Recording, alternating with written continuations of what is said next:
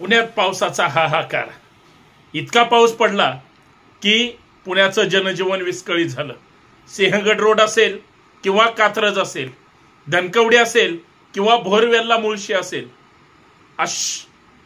अक्षरशः पुण्यामध्ये पावसाने इतकं थैमान घातलं त्याची पूर्वसूचना अगोदरच सरकारने दिली होती.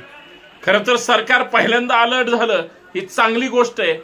लोकांना कालच संध्याकाळी 6-7 वाजताच मंत्रालयातून एक SMS आला की महाराष्ट्रामध्ये पावसाची शक्यता तर आहेच, परंतु पुणे आणि सातारा जिल्ह्यामध्ये जे काही घाट परिसर आहे तिथं अतिमुसळधार पाऊस पडण्याची शक्यता आहे. आणि लोकांना कळून चुकतं, जर सूचना मिळाली लोक जागृत राहू शकतात. परंतु तुम्ही पाहताय पुण्यामध्ये ज्या पद्धतीनं खडकवासल्यातून पाणी विसर्जित करायला सुरुवात केली, जसं जसं पाणी त्या ठिकाणी सोडलं जाईल तशा तशा पद्धतीनं जास्तीत जास्त त्या ठिकाणी पूर परिस्थिती निर्माण झाली. आणि खडकवासला पाटबंधारे विभाग असेल किंवा राज्य सरकार असेल, NDRF असेल किंवा पुणे महानगरपालिका असेल, त्यांनी जास्तीत जास्त त्या ठिकाणी काळजी घेण्याचा प्रयत्न केला. परंतु आमची लोक, सगळ्यांना माहिती आहे की नदी क्षेत्रामध्ये जिथून पाणी, मग ती मुळा असो किंवा मुठा असो, अक्षरशः भराव टाकून बिल्डरनी बऱ्यापैकी इमारती त्या ठिकाणी उभ्या केलेल्या आहेत.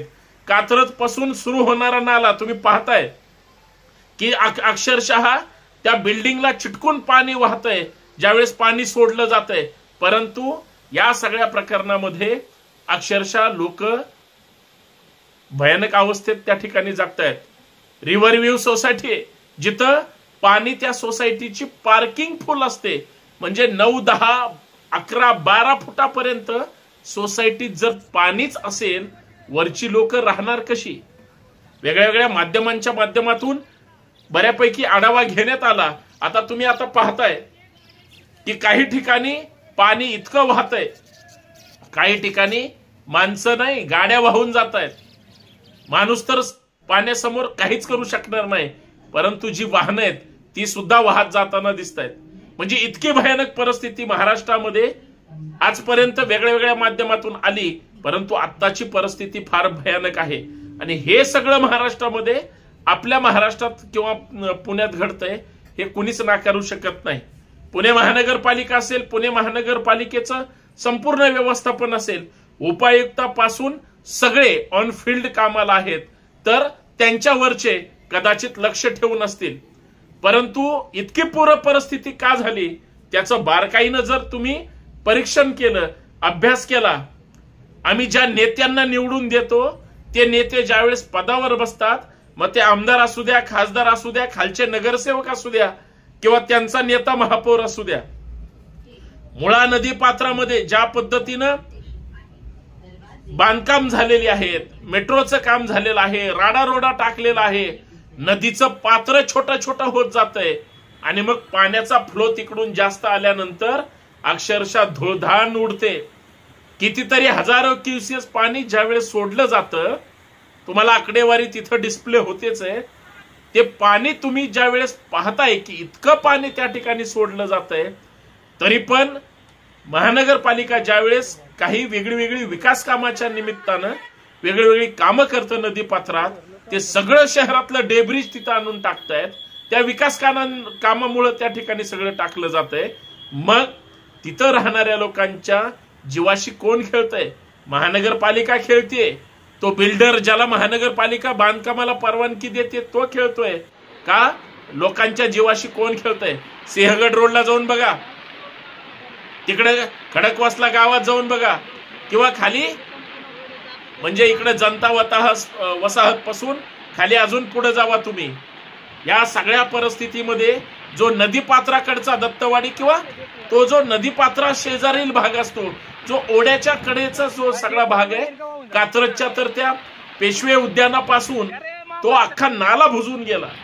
मागच्याच वर्षी मोठ्या मोठ्या इम्पोर्टेड कार सुद्धा पालापाचोळ्यासारख्या शेकडो गाड्या वाहून आल्या होत्या.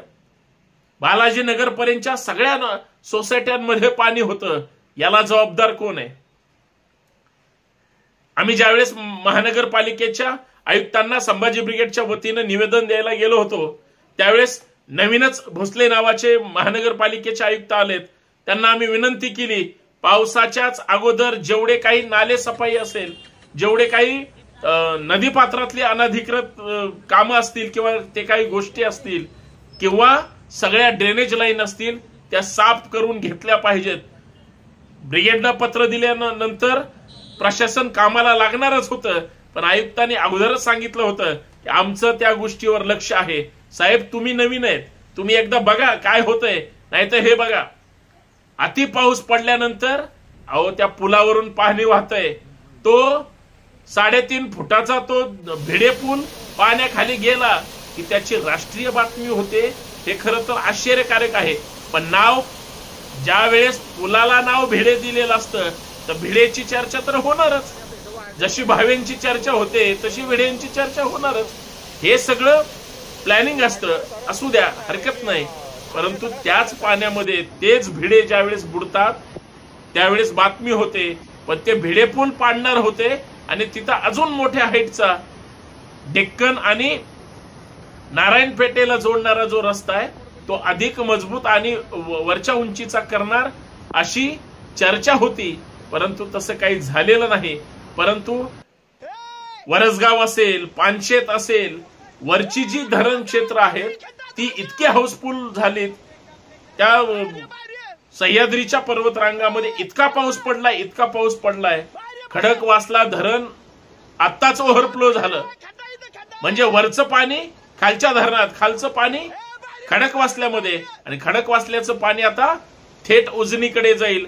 वरची सगळी घाण स्वच्छ होऊन ते पाणी, सगळी नदी नाले अस्वच्छ करून टाकलेल्या पुणेकरांनी आता ती स्वच्छ होताना या पावसाळ्यात दिसेल आणि पाणी पुढे जाईल. परंतु मला चर्चा ह्या गोष्टीची करायची, माणसांच्या जीवितांचं काय. मगाशी मी एका ठिकाणी महानगरपालिकाच्या अधिकाऱ्यांचं त्या ठिकाणी स्टेटमेंट ऐकत होतो, आनंद वाटला. ते असं म्हणाले की जे जे रेड झोन मध्ये आहेत किंवा जे त्या धरण क्षेत्राच्या किंवा पाणी पातळीच्या अडथळ्यामध्ये जे जे घरं काही येतील त्या सोसायट्यांना अगोदरच इशारा दिलेला आहे आणि त्यांची नियोजित स्थळी राहण्याची व्यवस्था, खाण्याची व्यवस्था, म्हणजे सोसायटीच्या वरच्या ठिकाणी राहणाऱ्या लोकांना दूध पिशवीपासून ह्या सगळ्या महानगरपालिकेच्या किंवा प्रशासनाच्या किंवा NDRFच्या लोकांनी सुद्धा बऱ्यापैकी व्यवस्था आणि मदत केलेली आहे. हे प्रशासनाचं काम आहे. मला असं वाटतं समाधानी म्हणण्यापेक्षा ही समाधानाची सुद्धा गोष्ट आहे. माणसं जगली पाहिजे. तो काय त्या सिंहगड परिसरात अवस्था झाली तुम्ही पाहताय मगापासून, मी सगळं तुम्हाला ते दाखवणारच आहे. परंतु माणसांसाठी हे सगळ्या गोष्टी आहेत. पाऊस मुसळधार आहे, अजून किती वेळ पडेल माहित नाही. प्रत्येकाने काळजी घ्या. माझं कुटुंब आणि माझी जबाबदारी, प्रत्येकाने हे वाक्य लक्षात ठेवा आणि आपल्या मुलाबाळांची, मित्रांची, नातेवाईकांची, सगळ्यांची या पावसामध्ये काळजी घ्या. जर कुणी अडचणीत असेल मदत करण्यासाठी प्रयत्न करा. प्रशासनाने सुद्धा हे जे काही नंबर्स दिलेले आहेत त्याच्यावर पण लक्ष ठेवा. पण माणसं जगवण्यासाठी आणि माणसांचं इतर प्रपंच जगवण्यासाठी प्रयत्न करूया. पाऊस पडतोय, पाऊस पडला पाहिजे, पाणी पडलं पाहिजे, त्याच्यातून काळजी घेऊन आपल्याला मार्ग काढायचा आहे. याच्यामध्ये पुण्यामध्ये 4 लोकांचा दुर्दैवी अंत झाला. 3 जण विजेचा शॉक लागून गेले आणि एकाचा बुडून मृत्यू झाला. ही अशा दुर्दैवी घटना मनाला बोचणाऱ्या आहेत. याचं मात्र दुर्दैव वाटतं. धन्यवाद.